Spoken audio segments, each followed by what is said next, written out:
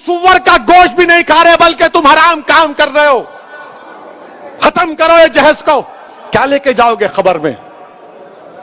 हैदराबाद की, दखन की तारीख भरी पड़ी है, महलात हैं बादशाहों के, उनके मकबरे पर आज फूल डालने वाला कोई नहीं है।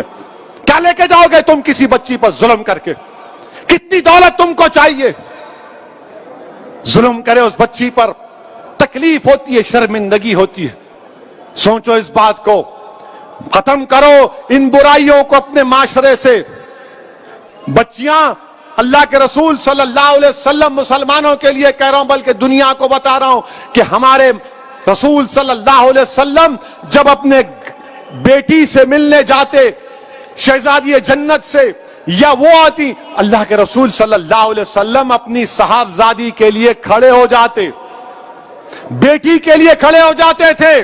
हजरत फातिमा के लिए पेशानी पर बोसा देते अपनी बेटी को। और तुम क्या कर रहे हो? मेरे अजीज दोस्तों और बुजुर्गों, ये मंजलिस के जिम्मेदारों की, मंजलिस के जिम्मेदारों का जलसा है। हमारी भी कोशिश होनी चाहिए कि पहले अगर हमारे घर में ऐसा हो रहा है, इसका खात्मा करो। हमारे मोहल्ले में हो रहा है, समझाओ लोगों को, समझाओ लोगों को। और मैं हमारी बेटियों से कहूंगा कि डरना नहीं तुम हरगिज अपनी जान नहीं लेना, तुम कभी अपनी जान नहीं लेना, कभी नहीं लेना तुम अपनी जान। तुम जिंदा रहो, हम तुम्हारे साथ हैं। तुम्हारी जान की कीमत है मेरी बेटियों। अगर तुम्हारा बाप तकलीफ में है तो हम भी तकलीफ में, मगर कभी अपनी जान मत लो। छोड़ो, लात मारो उस गधे को, उस जालिम को जो तुमको मारता है, तुमसे जहज का मुतालबा करता है। तुम्हारी जिंदगी बहुत बड़ी है, लात मारो उसको, कानून को इस्तेमाल करो। मत गुजारो ऐसे जालिमों के साथ जिंदगी। क्या फायदा उस बाप पर, क्या बीत रही होगी जो वीडियो देखा होगा अपनी बच्ची की मौत का, जिंदा रहते हुए मर गया होगा अगर जिंदा है तो। मेरे अजीज दोस्तों और बुजुर्गों, इस बुराई का खात्मा हमको करना है, औरतों का साथ देना है। औरतों को हकीर मत समझो, औरतों का साथ दो, औरतों का साथ दो। इनको हमको माशरे में आगे बढ़ाना है। यकीनन जो हिजाब पहनते हैं कोई रोकता नहीं है, बुर्का हिजाब उनकी तरक्की की नहीं रोक सकता। कल नासिक से एक बच्ची मेरे को फोन की और बोली, असउद्दीन ओवैसी तुम्हारा बहुत बड़ा नाम सुनी।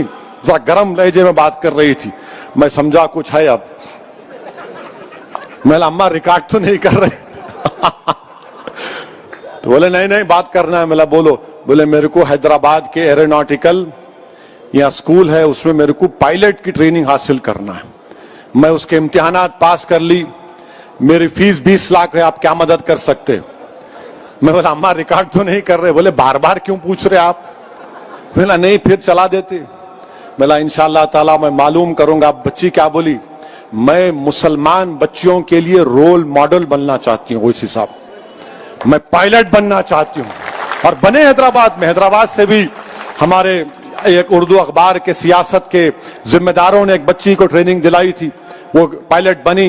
बोली मेरे को पायलट बनना है असउद्दीन ओवैसी साहब, मैं रोल मॉडल बनना चाह रही हूं। मैं सलाम करता हूं इन बच्चों के स्पिरिट को।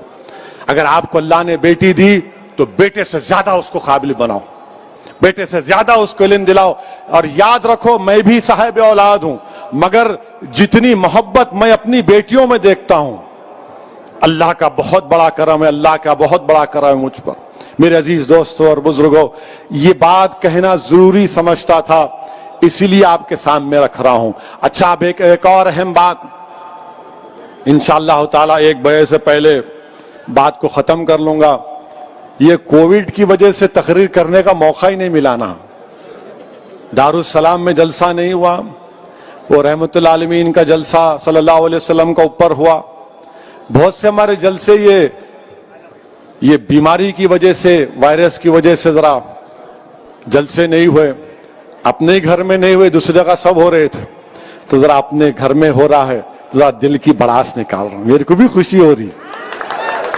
आई am very happy to see all of you. आप पूरे यहां पर देखकर दिल बाग बाग हो रहा है। हम अल्लाह बेहतर जानता है। इसलिए मेरे भाई कि दारुस्सलाम में क्या है नहीं मालूम।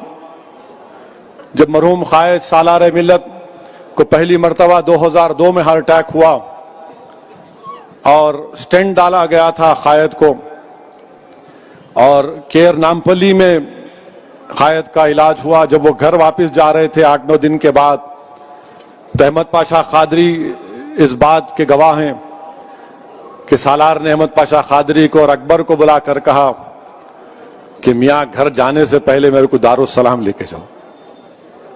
मैं 8-10 दिन से दारुस्सलाम नहीं गया, तो यहीं सालार को सीढ़ियों पे लाए थे।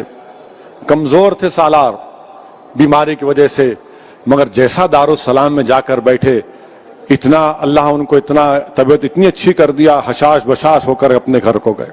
तो हमारे लिए ये दारुस्सलाम हमारे लिए बड़ी एक अजमत की जगह है, एक मुबारक जगह है।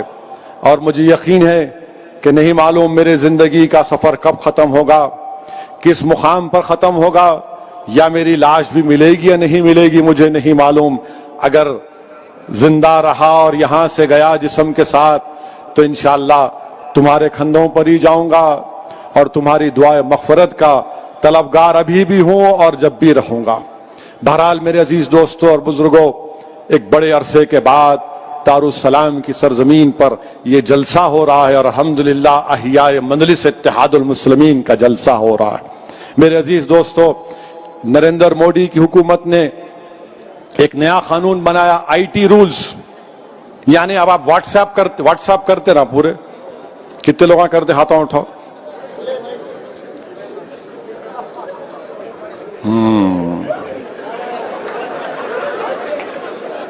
अब परेशानी में आ गए तुम लोग।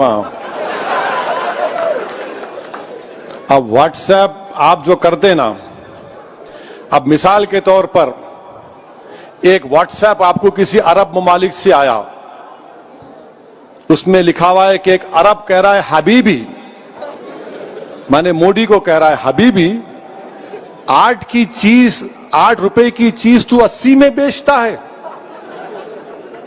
तो मोदी जी बोले, it is business brother, this is business, ये बिजनेस है। अब वो आ गया आपको चंद्रायन गुट्टा में, बारकस में आ गया। अब वो बेचारा देख के बोला, पूरे अरबों का इलाका है, यमनियों का गयूर कौम है वो, तो उन्होंने क्या करे, व्हाट्सएप को फॉरवर्ड कर दिए। एक हो गया। दूसरा, आप घर को जा रहे दारुस्सलाम से निकल के, हमको भी आता, व्हाट्सएप आया, जरा आते आते कोतमीर का कट्टा ला लो,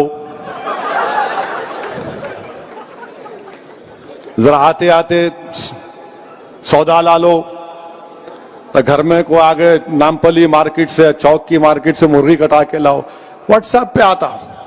और क्या करते औरतें बीवियां आजकल, जरा उस पे जोर देने के लिए एक इमोजी आता, इमोजी मालूम ना, गुस्से का चेहरा डालते, लाना देखो, आप देख के बोलते अरे क्या है रे, कोतमीर का कट्टा बना दिए मेरे को। खैर आप लेके चले गए। अब नरेंद्र मोदी की हुकूमत क्या कह रही, कैसा तुम फॉरवर्ड करे कोतमीर का कट्टा, कैसा फॉरवर्ड करे या हबीबी को। ओरिजिनेटर कौन है, ओरिजिनेटर कौन है, और कानून ये बनाए कि इसके ऊपर पब्लिक ऑर्डर पैदा हो सकता। अगर अरब ममालिक से कोई व्हाट्सएप आया तो मोदी हुकूमत ने कानून बना दिया कि भारत के और उस अरब ममालिक के ताल्लुकात खराब हो सकते, ये भारत की सॉवरेनिटी का मसला, आप पे केस बुक करेंगे। अब तुम बताओ कहां से ओरिजिनेटर हुआ ये रूल्स हैं उसके, ये उसके रूल्स हैं, आईटी रूल्स मैं निकाल के लाया थोड़ा, कल रात में जरा बैठा था, जो जानकार लोग हैं उनसे पूछ रहा था कि क्या है भाई ये, माने आपको ये बताना पड़ेगा कि फर्स्ट ओरिजिनेटर कौन है। आखिर ये क्यों, आपको क्यों फिक्र भाई, मैं कोतमीर का कट्टा लेके जाता हूं, आलू लेके जाता हूं, भाजी लेके जाता हूं, आपको क्यों फिक्र। बोलेंगे नहीं नहीं देखो उन्होंने कैसी बात कर रहे, आप क्यों देखना चाह रहे मेरे मैसेज को। जितने न्यूज के चैनल हैं, चाहे वायर हो, कैरावान हो, स्क्रॉल हो, प्रिंट हो, ये डिजिटल न्यूज चैनल है, इनको भी कानून लागू। बाहर के अगर अखबारात यहां से, जैसा न्यूयॉर्क टाइम्स है, वॉशिंगटन पोस्ट है, ये तमाम अखबारात अगर न्यूज, आप बताओ ओरिजिनेटर क्या करें, आप उन पे भी एक्शन क्या करेंगे। इंटर डिपार्टमेंटल कमेटी बनाएंगे और वो लोग ये देखेंगे कि न्यूज अगर गलत है आप माफी चाहना या डिलीट करना, और नहीं तो फिर आप पे ऊपर ऑफेंस लगा देंगे। मोदी जी ये क्यों कर रहे आप? अच्छा, नरेंद्र मोदी साहब का कल देख रहा था मैं, मालूम किया दिसंबर 2017 में नरेंद्र मोदी भारत के प्रधानमंत्री ने अपने बीजेपी के एमपीज को कहा था, शिकायत की बल्कि, कि तुम लोग मेरे को जवाब नहीं देते मित्रों। एमपीज को कहा, सही कहा, जोक नहीं है, तुम मेरे को जवाब नहीं देते। मैं तुमको गुड मॉर्निंग का मैसेज भेजता हूं, तुम वापस मेरे को गुड मॉर्निंग का मैसेज नहीं भेजाते। अरे प्राइम मिनिस्टर अपने एमपी से बोल रहे कि मैं तुमको गुड मॉर्निंग का मैसेज भेजाता हूं और तुम मेरे को वापस गुड मॉर्निंग नहीं बोलते। मोदी जी, उन्हें गुड मॉर्निंग नहीं बोला तो हमारी मॉर्निंग क्यों खराब कर रहे हैं आप? अरे आप क्यों, आपको गुड मॉर्निंग नहीं बोले, आप क्यों बोलना गुड मॉर्निंग? आपको नहीं बोलते गुड मॉर्निंग। हम बोलते किसानों का काम करो, हम बोलेंगे दिल्ली के फसादात में मरने वालों से इंसाफ करो, सिखों से इंसाफ करो, मगर मोदी जी बोल रहे मेरे को गुड मॉर्निंग का जवाब भी नहीं देते मेरे एमपीज। ये टीवी वाले बोलेंगे, कब बोले उन्होंने? बोलो दिसंबर 2017, देख लो जाके, अगर थम्स अप है तो कुछ नहीं कर सकते। हम भी है मगर थोड़ा थोड़ा पढ़ना आता। मेरे अजीज दोस्तों और बुजुर्गों, इसीलिए हम ये आईटी रूल्स के खिलाफ हैं। हम हुकूमत से मुतालबा करते हैं कि इसको निकालिए। ये भारत के संविधान के खिलाफ है। आप प्राइवेसी का जजमेंट आ गया, डेटा के रूल्स क्यों नहीं बनाती आप? डेटा के रूल्स बनाइए ना। कुछ नहीं बनाएंगे आप, नहीं कोई, बस हर चीज पे झांकना, हर एक की कुंडी में मुंडी डालना। बोलते हैं हैदराबाद में अपन, अरे कई को डाल रहा, हर एक की कुंडी में मुंडी। इनको बड़ा शौक, हर एक की कुंडी में मुंडी। क्या हो रहा, तुम क्या कर रहे, क्या खा रहे, क्या पी रहे, क्या पहन रहे, किससे शादी कर रहे, उससे शादी मत करो, इससे करो। अरे आपको क्या जरूरत है भाई साहब? मैं तो कर रहा हूं ना, घर में है, आपको क्या करना है? कोतमीर का कट्टा ही लेकर जा रहा हूं, मगर वो फर्स्ट ओरिजिनेटर कौन है? आपको फिक्र नहीं है दिल्ली के फसादात के बारे में। 1 साल हो गया दिल्ली के फसादात होकर। फैजान को किसने मारा? भारत के वजीर आजम बताइए, हम पूछना चाह रहे हैं। फैजान को, वो बच्चा जो 4 बच्चे जमीन पर लेटे हुए थे, हजरत पुलिस जिनको मार रही थी और जनगण मन पढ़ो। मिस्टर मोदी, फैजान को किसने मारा? फैजान को मारने वालों को आप क्यों नहीं पकड़ते?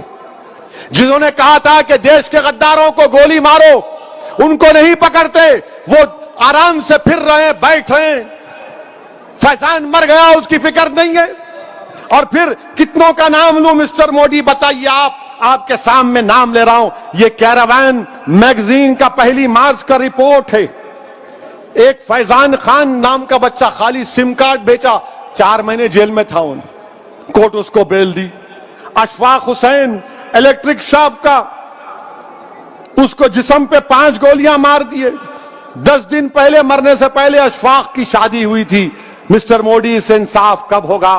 फिर इसमें 15 साल का नितिन कुमार, ये हमारा हिंदू भाई का बेटा था, खाना लाने के लिए निकला 26 फरवरी को।